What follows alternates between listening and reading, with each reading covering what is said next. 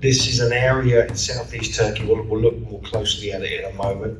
But this is really, really where it's at. This is really where all the kind of super ancient information, the discoveries that are being made are pretty compelling.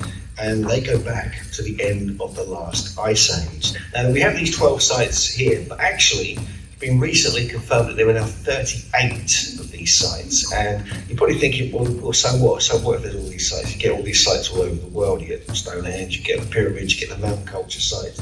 But the thing is, these are highly sophisticated and they're very, very old, much older than you probably realise. I mean, they're 11,600 years before now. They're 9,600 years before the Romans, 9,000 years before the Maya. And it just gets crazier and crazier. You imagine when Stonehenge was being built, it was already 7,000 years old. But the thing is, most of the sites in southeast Turkey, the ones I'm talking about, these T-pillar, megalithic, stone circle sites, were completely covered over, deliberately in some cases, and forgotten about. And actually civilizations came and went in that area, and they knew nothing about them, just heard the occasional myth or the occasional story or things like this. No actual discoveries were made back then until the 1960s, and really only probably in the 1990s. But what is coming out of the ground, as we'll see shortly, is absolutely astonishing. I mean, the innovations that came out of this area as well have now been proven to be outrageous. I mean, this wasn't supposed to be happening during hunter-gatherer times at the end of the last ice age. We have beautiful megalithic building, 3D relief carvings in beautiful abstract form, polishing of stones, agriculture and seed enhancement developed here. The agricultural revolution kicked in within 200 years of Göbekli Tepe being built. First evidence of beer and wine production, astronomical alignments, solstices. They made the first concrete called terrazzo.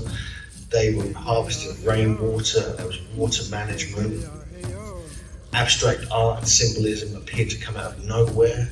It was a continuous use. All these sites were in continuous use for about 1,500 years, non-stop, using the same design throughout the era, not changing it one bit. There's evidence of acoustic knowledge and altered states, first use of copper, advanced geometry, metrology, and geodetic placement of sites, something I'm going to get into in this lecture. It's also the first air conditioning, which is something I really appreciate when I travel. But also, at the end of it, well, they buried everything. I mean, this is kind of what the buried site looked like. You know, this looks like mounds covered over, but thousands and thousands of tons of rubble, dirt, mud, and they were bringing it in from a different area as well. They're actually bringing it several miles in some cases to put everything under, like preserve these sites. I mean, some of them were even repaired and then covered over. There's evidence now there were slope slides in some of the cases, but most of it seems to be deliberately buried. And so this really kind of opened up a whole possibility that we're looking at what I call the super civilization. It covers 22 acres. And yeah, this is kind of one of the central T-pillars on the left. This is like pillar 18. And this is 18 feet tall. And then you've got like a base. I mean, the base there, right, and the floor, they're carved out of bedrock. They're flattening and shaping and leveling bedrock limestone. It's incredible. But if you look at the scale of that, you look at the design, it's very abstract, but this is an anthropomorphic human form with arms carved down the sides of each of these central pillars and then hands coming around the front. And then it's wearing some kind of belt with H's and U's all over it, and C's. And then it has a loincloth like a fox pelt. And at the top, at the neck area, we have usually a V shape. On here, it's got an H and a solar and lunar symbol beneath it. And the heads are blank. There's never anything on these abstract kind of rectangular heads. And it's all kind of neatly cut, just dead straight. It's all just like really abstract, really artistic. And this style was spread throughout the site, and it's spread to all the other sites. Every other site in the region uses the exact same style. It's like the same designers, the same artisans, the same architects. And we're talking 9,600 BC, so where did they suddenly, just coming out of the Ice Age after the Younger Dryas impact event. How did they come up? How did they suddenly were able to carve such monumental temples out of almost nothing?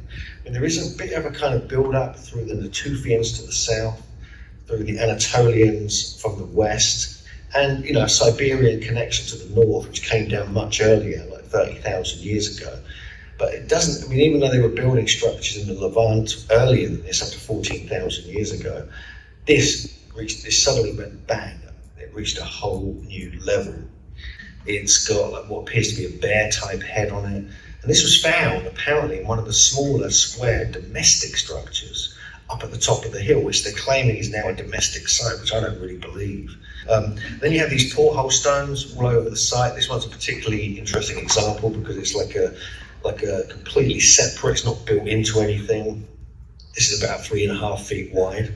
These are everywhere. You get these at all the sites, even sites before Göbekli Tepe, like Göbekli Çakmak Tepe, which go at least 500 to 700 years earlier, right at the end, right in the middle, the end of the last ice age.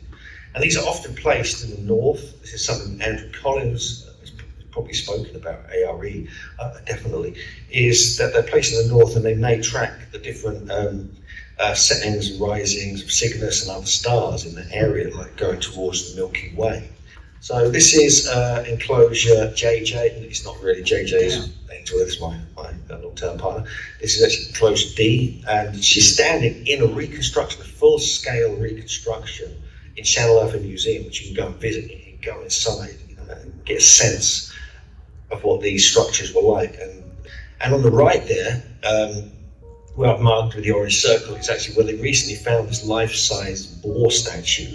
This was found last September, and it's got this huge sort of stone underneath. It hasn't been put into the reconstruction yet.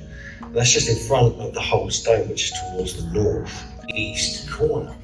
Now, this is sort of embedded into the wall. This is actually part, I believe, of a porthole stone. This is the lower part of like a porthole stone, like a circular stone, which then you read, astronomical alignment through that. And there's lots of H's. This is a symbol we find very much in enclosure D, but also in enclosure C and a couple of others. But this is all over the place. I mean, this H thing really baffles people about what it could really mean. There's a million different theories on it. But one thing I did find is the symbol on the left, like the kind of C symbol, but it's almost like a turned over V, one on the left there. That I found really interesting. So it seems to sort of mark a specific angle on it as well. So I looked at, I thought, hang on a second, where it was found, which is number 7, the bottom right, actually marks the angle of the winter solstice sunrise when you're looking from the dead center between the two central pillars. Now, the reason why this is important, because the only part of the sky, the south and the southeast, going east, that's the only part of the sky where you can actually clearly see the horizon.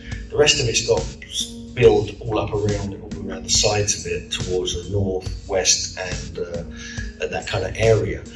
So that really intrigued me. So I thought this could be a winter solstice. It could be marking a winter solstice lumber. But then when I placed this shape onto the layout of the actual enclosure, I realized that it's actually perfectly, for that latitude in 9600 BC, the top one, the P30 and down there number 7, they are, the top one's summer solstice sunrise and the bottom one is winter solstice sunrise. So I thought that was really interesting because, as we'll see soon, myself and JJ discovered a very, very profound winter solstice sunrise phenomena at Karahan Tepe, which is now becoming as important, if not more so, than Göbekli Tepe here. So we'll come on to that, we'll get into that a little bit later, but they were using the Sumerian foot, the Persian foot, the Sumerian part, and the Royal Egyptian foot within the geometry. Within the geometry, you can see that red triangle and blue line, that's it. He found those things, and he found the circumference around it as well was connected between Sumerian palms and Royal Egyptian feet and so forth. So, and that really intrigued me because this is something we find over and over again. And he's found that, based upon the work of the Israeli archaeologist, he's found this system, what he calls modular geometry. This is where you use squares placed left and right, north, south of each other, basically. And so this can create angles between double squares and triple squares when you look at the diagonal in certain situations, often up to 5, 15 squares. The angle can revealed something really important, often related to astronomy. And so he found this, but he also proved that they knew north, south, east, and west nearly 12,000 years ago. And that's the basis of temple construction. So we have definitely these weren't just houses when you were aligning things perfectly north, south, east, and west, things like this.